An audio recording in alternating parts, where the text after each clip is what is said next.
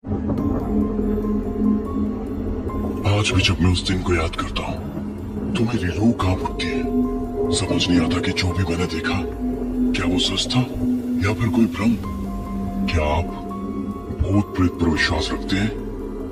अगर 10 साल पहले यही सवाल आप मुझसे करते तो मेरा जवाब ना होता। मगर उस रात मैं अपने एक दोस्त की शादी को अटेंड करने गांव जा रहा था। बस कंडक्टर को जब मैंने गांव का नाम बताया वो थोड़ा चौंक सा गया और मेरी तरफ अजीब नजरों से देखने लगा।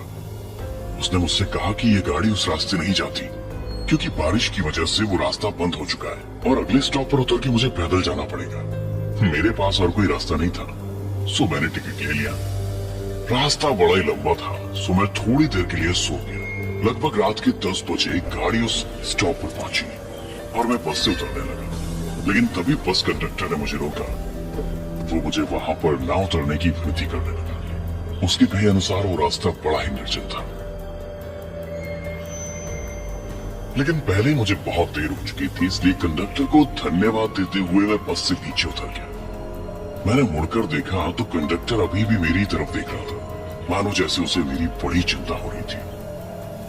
बस निकल गई और उस सुनसान रास्ते में अकेला रह गया मैं। बस के जाने के बाद वो रास्ता और भी सुनसान लगने लगा। अंधेरा काफी घना था और मेरे पास टॉर्च भी नहीं थी, सो मैंने अपने मोबाइल की लाइट ऑन की और जंगल के रास्ते की ओर बढ़ गया। मैं थोड़ी दूर चला था कि अचानक बारिश शुरू हो गई। मैंने अपना छाता निकाला और मोबाइल की धुंधली सी रोशनी में आगे बढ़ने लगा, लेकिन अचानक मेरे मोबाइल की टॉर्च बंद होने लगी। मेरा मोबाइल स्विच ऑफ हो गया। रह रहकर मुझे कंडक्टर की बातें याद आ रही थी। मैं अपने आप को कोसने लगा, काश मैंने उसकी बात मान ली होती, लेकिन अब मेरे पास कोई चारा नहीं था। मैंने हिम्मत बांधी और आगे बढ़ने लगा। तभी किसी लड़की की आवाज मेरे कानों पर आई। क्या आप गांव की तरफ जा रहे हैं? वो लड़की बहुत ही सुंदर थी। उसके बाजू में एक बूढ़ा सा आदमी हाथ में लालटेन लिए हुए खड़ा था। मैंने उसकी आंखों में देखा और मैं एकदम सहम सा गया। उसकी आंखें मुझे बड़ी अजीब ढंग से घूर रही थी।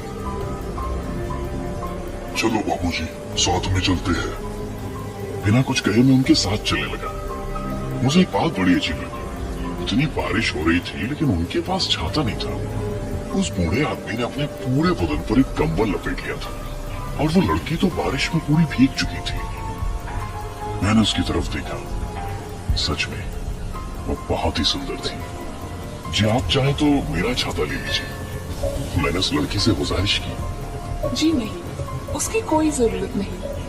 और इतना कहकर वो मेरे पास आई और मेरे साथ एक ही छाते में चलने लगी। सच कहिए तो मुझे ये रात बड़ी अच्छी लगी थी, लेकिन जैसे ही छाता पकड़ने के लिए उसने मेरे हाथों को छुआ, मैं चौंक गया। क्या हुआ? उसने मुझसे पूछा। जी जी, वो आपके हाथ बहुत ही ठंडे थे। लड़की मुस्कुराई। जी हाँ, वो आज बारिश बहुत ज्यादा है ना, शायद इसलिए। उस खूबसूरत लड़की के साथ एक ही छाते में चलते हुए मैं रोमांचित हो रहा था। अब गांव नजदीक आ गया था। मुझे दूर से घरों में चलते टिमटिमाते हुए दियों की रोशनी नजर आ रही थी। मैं उस रास्ते से आगे बढ़ा, लेकिन मैंने देखा कि वो लड़की और वो बूढ़ा आदमी एकदम से रुक गए। क्या हुआ? आप रुके क्यों? मैंने उनसे पूछा। आप गांव में नहीं आने वाले? जी हम गांव नहीं आते, हमारा लॉज है यहाँ पर। कभी वक्त मिले तो आइएगा जरूर। उस लड़की के हाथों में छाता देके मैं आगे बढ़ा।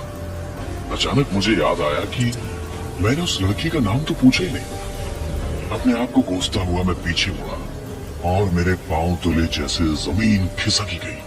वहां पे कोई भी नहीं था। मैं आगे फाड़ फाड़ कर देखने की कोशिश करने लगा। अचानक फिर से बिजली कड़की। फिर जो मैंने देखा, मैं आज तक उसे भुला नहीं पाया। उनकी आंखें, उफ, उसमें तो जैसे जान ही नहीं थी, लेकिन फिर भी वो मुझे ही घूर रही थी। चेहरा सफेद, मानो जैसे उनका खून ही सूख चुका हो। वो मेरी तरफ देखकर मुस्कुराई। उसके सारे दांत सड़ गए थे। हमारा लॉज है यहाँ पर, कभी वक्त मिले तो आइएगा जरूर, मैं आपकी राह देखूंगी। उसकी आवाज मानो किसी कब्र से आ रही हो, इतनी भयानक थी। मेरे हाथ पांव कांपने लगे। मुझे उस कंडक्टर की बताई हुई बात याद आ गई। उसने मुझसे कहा था कि रास्ते में अगर कोई पुकारे तो रुकेगा मत।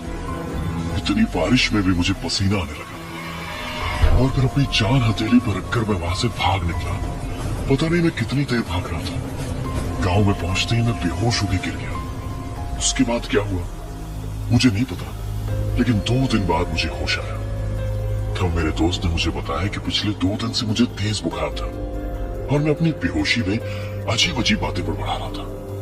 मैंने अपने दोस्त को उस रात क्या हुआ वो सब बात बताई, जिसे सुनकर मेरा दोस्त भी घबरा गया। उसने मुझसे उस गांव में घटी हुई एक हकीकत बताई, जिसे सुनकर मेरे रोंगटे खड़े हो गए। वो कहानी कुछ इस प्रकार थी। उसी गांव में एक लॉज था, जिसे एक बूढ़ा आदमी और उसके नातिन दोनों मिलकर चलाया करते थे। कुछ साल पहले शहर से कोई लड़का उन दोनों के लॉज पर रहने के लिए आया था। वो दोनों एक दूसरे से प्यार करने लगे। लड़के ने लड़की से शादी का वादा किया और फिर वो शहर चला गया। वो लड़की उसके लौटने के इंतजार की राह देखने लगी, मगर वो लड़का लौट कर कभी नहीं आया। गांव के लोग अब उस लड़की का मजाक उड़ाने लगे, उसे तंग करने लगे। उनका लॉज बंद हो गया। वो बूढ़ा आदमी और लड़की दोनों ही अब अकेले पड़ गए। लड़की का हाल तो बहुत ही बुरा था। वो पागलों जैसे बर्ताव करने लगी थी। उस बूढ़े से अपनी नातिन का ये हाल बर्दाश्त नहीं हुआ। एक रात को दोनों जंगल की तरफ निकल पड़े और एक पेड़ से लटककर उन दोनों ने आत्महत्या कर ली। उस तूफानी रात में मैं जिस लड़की और उस बूढ़े आदमी से मिला, ये वही लोग थे। आज भी जब मुझे वो तूफानी रात याद आती है तो मैं चैन से नहीं सो पाता। अब आप ही बताइए, उस रात जो भी मैंने देखा या फिर महसूस किया, वो सच था या फिर मेरा भ्रम? आपको क्या लगता है, क्या भूत प्रेत सच में होते हैं?